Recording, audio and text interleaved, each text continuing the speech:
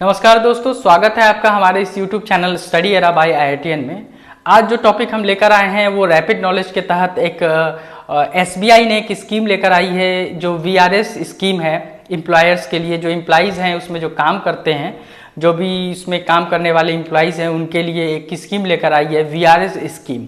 ठीक है, तो ये VRS स्कीम क्या है, क्यों भारत में VRS स्कीम को लाया जाता है और SBI क्या क्या फायदा देने वाली है, जो VRS स्कीम लेने वाले हैं उन एम्प्लॉइज को क्या क्या फायदा देने वाली है, इन सभी चीज़ों को आज हम लोग इस वीडियो लेक्चर में जानेंगे।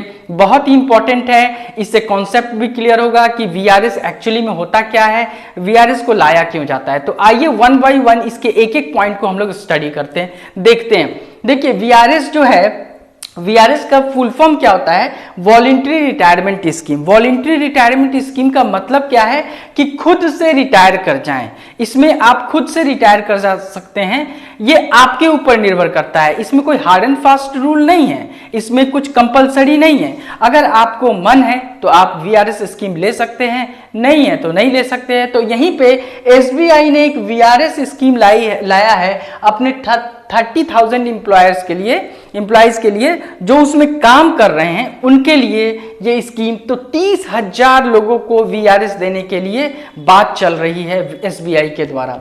तो देखिए इस VRS को गोल्डन हैंडशेक बोला जाता है। VRS को गोल्डन हैंडशेक क्यों बोला जाता है? गोल्डन हैंडशेक इसलिए बोला जाता है क्योंकि इसमें एम्प्लॉइज और एम्प्लॉयर्स दोनों के सहमति से VRS स्कीम को एक्सेप्ट किया जाता है। ठीक है, इसीलिए इसको गोल्डन हैंडशेक भी बोला जाता है।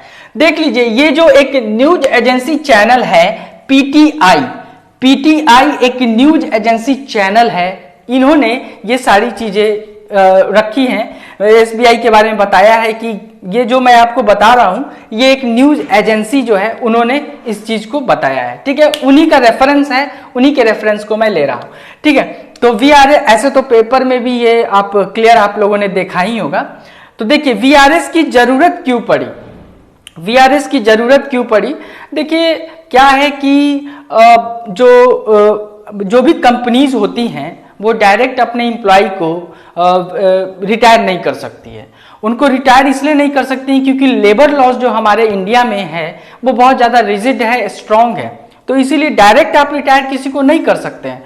तो इंडस्ट्रियल डिस्प्यूट एक्ट 1947 जो है उसके तहत एम्प्लॉयर्स अपने एक्सेस स्टाफ को ड्रास्टिकली रिड्यूस नहीं कर सकती है। इसमें साफ शब्दों में कहा गया है कि जो इंडस्ट्रियल डिस्प्यूट एक्ट 1947 है उसमें कहा गया है कि आप ड्रास्टिकली रिड्यूस नहीं कर सकते हैं। जो भी एम्प्लॉय आपके अंदर काम करते हैं उसको आप निकाल नहीं सकते हैं।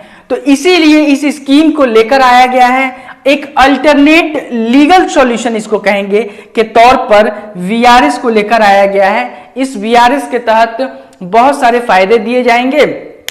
कहा जाएगा एक कंपनी है, भाई मान के चलिए एक कंपनी है SBI है और वो अपने एम्प्लॉइज को बोलती है अगर उसके 10 साल सर्विस के भी बचे हुए हैं और उनको कहती है कि आप VRS ले लो, हम आपको बहुत सारे फायदे देंगे। क्योंकि अगर आप वक्त से पहले रिटायर करते हैं तो कुछ ना कुछ तो फायदा देना पड़ेगा ना कंपनी को। तो इसीलिए उनको कुछ फायदा देकर उन्हें रिटायर कर रही है। ठीक है, अब यहाँ पे देख लीजिए कहा गया है कि व्हेन स्कीम विल रीओपन, ये स्कीम कब से रीओपन होगा? तो 1 दिसंबर से लेकर फरवरी एंड तक जो है इन 3 महीनों में आप एप्लीकेशन VRS का एप्लीकेशन को फिल कर सकते हैं, भर सकते हैं, अप्लाई कर सकते हैं। ठीक है, इस VRS का रीजन क्या है? जो VRS स्कीम जो वॉलंटरी रिटायरमेंट स्कीम है इसका रीजन क्या है?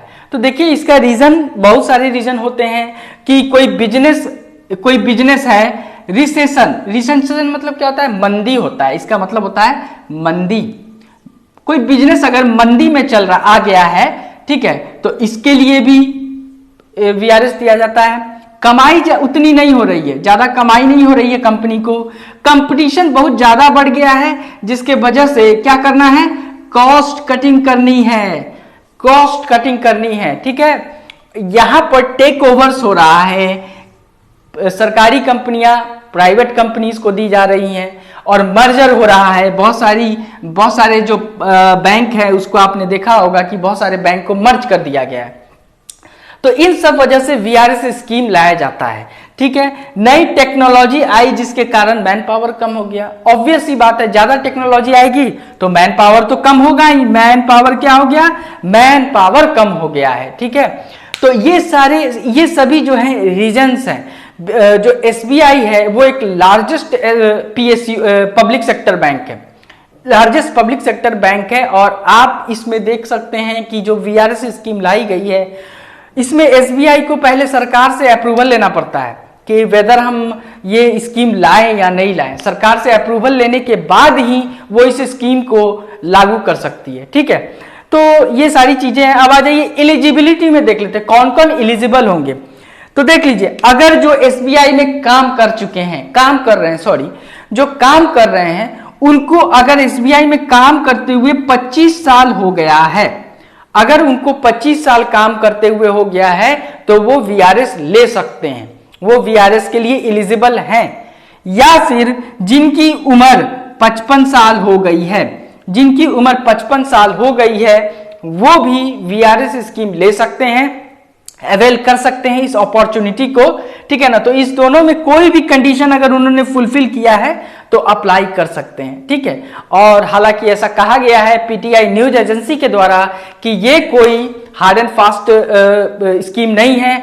अगर जो चाहता है कि इस स्कीम को हम अवेल करें वो कर सकता है, जो नहीं चाहता है वो नहीं भी कर सकता है। और एक और रीजन कहा गया है इस वीआरएस स्कीम का कि जो परफॉर्मेंस है, परफॉर्मेंस को भी देखा जाएगा। जो परफॉर्मेंस अगर अच्छी नहीं है तो उसको भी एक रीजन माना जाएगा।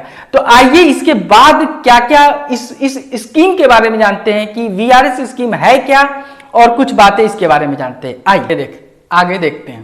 तो इस स्कीम के बारे में हम लोग देखते हैं कि ये स्कीम है क्या। ठीक है, तो देखिए स्कीम क्या है। इस स्कीम का नाम रखा गया है second inning tap VRS 2020। Second inning रखा गया है। सेकेंड इनिंग क्यों रखा गया है?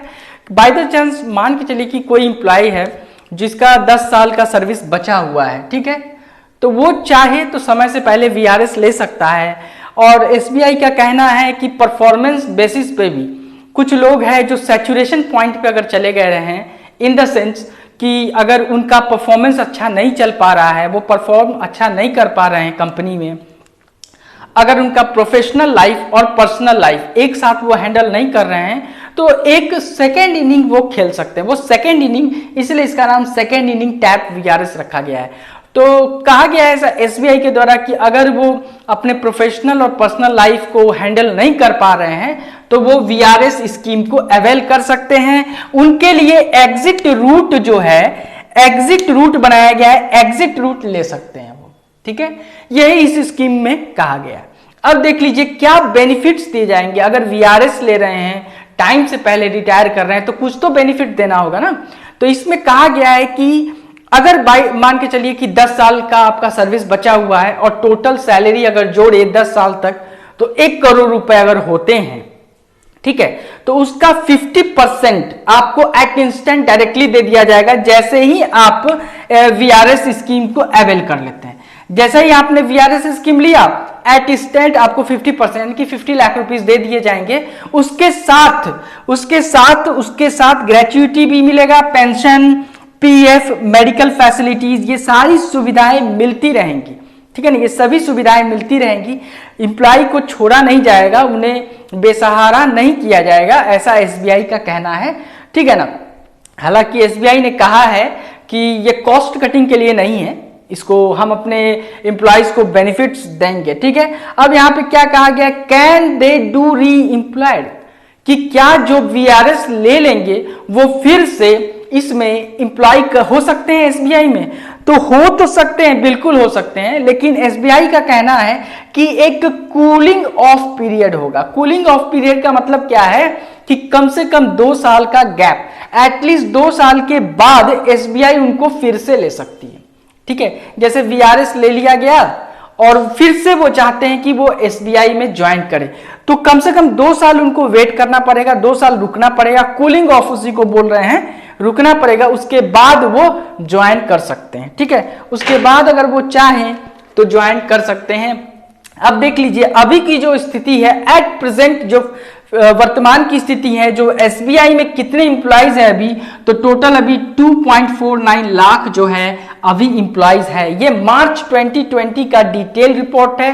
बट इसे अगर कंपेयर करें पिछले साल से, तो पिछले साल 2.57 इंप्लॉइज थे। इस बात को आप इंपॉर्टेंट है नोट कर लीजिए कि इस साल जो इंप्लॉय है, मार्च 2020 का जो रिपोर्ट है उसके अकॉर्डिंग जो एसबीआई में जो इंप्लॉइज हैं वो 2.49 लाख हैं, और पिछले साल जो इंप्लॉइज थे वो 2.57 है। मतलब इस साल इंप्लॉइज को घटा दिया गया है, मतलब बहुत कम लोग रिक्रूट हुए थे और कम लोगों को इसमें रखा गया था। मतलब जैसे जैसे टाइम आगे बढ़ता है तो स्टाफ की जरूरत होती है, ऑफिसर्स, स्टाफ, क्लर्क, सबकी जरूरत बढ़ती है। लेकिन यहाँ पे क्या हुआ, यहाँ पे डिक्रीज हुआ है, डिक्रीज हुआ है। इसका मतलब ये तो आप लोगों ने जीडीपी भी हालांकि देखा ही होगा, ये भी एक इंपॉर्टेंट फैक्टर है जीडीपी ग्रोथ रेट नीचे जाने का।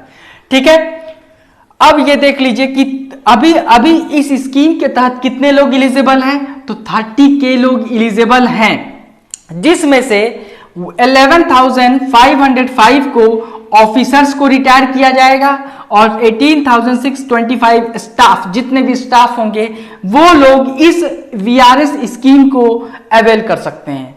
ठीक है, तो इन दो कैटेगरी में बांट दिया गया है, एक ऑफिसर्स कैटेगरी के और दूसरा स्टाफ कैटेगरी में। तो ये दोनों वीआरएस स्कीम ले सकते हैं। अभी देख लीजिए क्या है, एसबीआई पहले भी इस तरह की स्कीम ला चुकी है क्या? बिल्कुल ला चुकी है। 2017 में उन्होंने इस स्कीम को लाया था। उनके जितने भी पार्टनर्स थे, जो वेंचर्स होते हैं, पार्टनर्स होते हैं, वो उन लोगों ने लाया था। और इनफैक्ट 2001 में भी, ये देख लीजिए 2001 में भी ये वीआरएस स्कीम अनाउंस किया गया था। किसके द्वारा? एसबीआई के द्वारा। ठीक है, यहां पे अश्विनी राणा जो है वाइस प्रेसिडेंट है किसके? National organisation of bank workers के। इसको नोट डाउन कर लेंगे, एग्जाम के लिए इंपॉर्टेंट है कि national organisation of bank workers के लिए, बैंक के जो वाइस प्रेसिडेंट है वो कौन है? वो अश्विनी राणा है। एक इंपॉर्टेंट पॉइंट उन्होंने क्या कहा है यहाँ पे, अश्विनी राणा का कहना है कि ये जो पैंडेमिक कोविड-19 का जो अभी जो केस चल रहा है, उसके कारण यहां पर ये वीआरएस स्कीम नहीं लाना चाहिए था, क्योंकि लोग अपनी नौकरी खोना नहीं चाहते हैं। बहुत लोग बेरोजगार हो चुके हैं, ऑलरेडी जीडीपी नीचे जा चुकी है, जमीन के अंदर जा चुकी है। तो उनका कहना है कि अभी इस स्कीम को नहीं लाना चाहिए था, लोग अपनी नौकरी को नहीं खोना चाहते हैं। ठीक है, तो ये अश्विनी राणा का कहना है। और उनका ये भी कहना है कि हो सकता है कि लोग इस अपॉर्चुनिटी को, इस फैसिलिटी को अवेल ना करें, क्योंकि जो केस कोविड-19 का जो सिचुएशन चल रहा है वो अच्छा नहीं है। अब दूसरी बात, यहां पे एसबीआई को क्या फायदा होगा? एसबीआई को क्या फायदा होगा? तो एसबीआई का कहना है कि अगर 30K जो लोग एलिजिबल हैं, 30K यानी कि 30,000 जो लोग एलिजिबल हैं, उसमें से अगर 30% भी लोग अगर वीआरएस ले लेते हैं, समझिए इस चीज को, अगर 30% लोग भी वीआरएस ले लेते हैं तो एसबीआई को करीब 2170.85 करोड़, 2170.85 करोड़ का फायदा होगा। ये एसबीआई का कहना है कि उनको ये फायदा होगा। तो इसीलिए ये वीआरएस स्कीम लाई जाती है, और वीआरएस स्कीम लाने से कंपनीज को काफी फायदा होता है। उनके जो स्टाफ है, स्टाफ को कम किया जाता है, जो भी मैन पावर है उनको कम किया जाता है, क्योंकि ऑलरेडी मैंने आपके साथ रीजन को डिस्कस कर लिया है कि मैन पावर को घटाया जाता है। बहुत सारे बैंक जो है मर्ज कर गए हैं, पब्लिक सेक्टर बैंक मर्ज कर गए हैं, और टेक ओवर जो है प्राइवेट को चला गया है। तो बहुत सारे रीजन है जो ऑलरेडी हम लोगों ने डिस्कस कर लिया है। खासा स्थिति अच्छी नहीं है भारत की, काफी खराब स्थिति है। और आप देख ही रहे हैं कि जो वीआरएस स्कीम लाया गया है, देखेंगे कि उसका क्या परिणाम है, वो तो वक्त ही बताएगा, वो तो जो आने वाला समय है वही बताएगा। क्योंकि पेपर में तो बहुत सारी चीजें रहती है, न्यूज़पेपर में हम लोग बहुत सारी चीजें पढ़ते हैं, लेकिन जो तथ्य है वो कहीं ना कहीं छिपाया जाता है, नहीं बताया जाता है। तो आप इसे ये आपकी जिम्मेवारी बनती है कि आप इस तथ्यों को कैसे कहां से देखते हैं, पढ़ते हैं, क्योंकि गलत चीजें भी ऑलरेडी नेट पर उपलब्ध है। तो आज हम अपने इस वीडियो को यहीं पे रोकते हैं। एक और अगले बार हम कुछ नया टॉपिक लेकर आएंगे आपके लिए, जो इंपॉर्टेंट होगा not only for the exam purpose लेकिन ऑल्सो जनरल पर्पस के लिए। ठीक है, तो आज के लिए इतना ही। Thank you and have a nice day.